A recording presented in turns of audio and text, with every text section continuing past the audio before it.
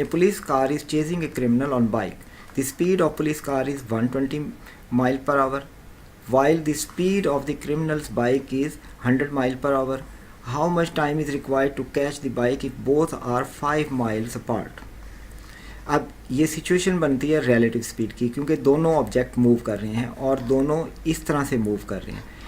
इस बाइक पर क्रिमिनल मौजूद है जिसकी स्पीड है 100 और इधर पुलिस कार है जिसकी स्पीड है 120।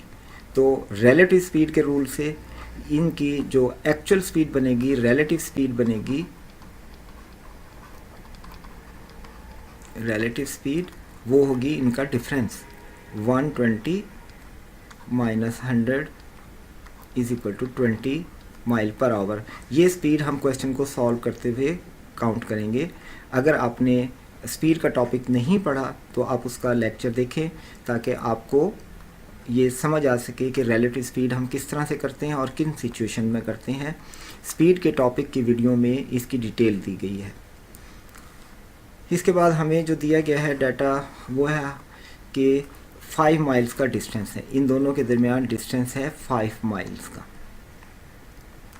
और how much time is required to catch, time हमने बताना है।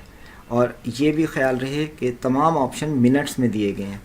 स्पीड हमें माइल पर आवर दी गई है, डिस्टेंस हमें माइल्स में दिया गया है, लेकिन टाइम का आंसर मिनट में दिया गया है। इसलिए पहले हम इसको कैलकुलेट करके इसको आवर में आंसर निकालेंगे, फिर उसको बाद उसको मिनट में कन्वर्ट कर देंगे, क्योंकि माइल पर आवर दिया गया है और डिस्टेंस भी माइल में दिया गया है।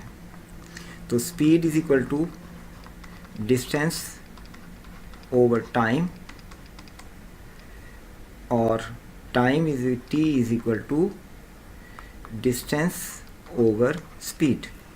तो ये हो गया, डिस्टेंस है 20 और स्पीड दी गई है, स्पीड है 20, डिस्टेंस है 5, डिस्टेंस हमारे पास है 5 और स्पीड है 20। तो ये आता है 1/4, दिस इज़ आवर। आवर को मिनट में तब्दील करें तो 1/4 multiplied by 60 is equal to 15 minute, जो कि ऑप्शन बी में दिया गया है। इसलिए इस क्वेश्चन का करेक्ट आंसर है ऑप्शन बी।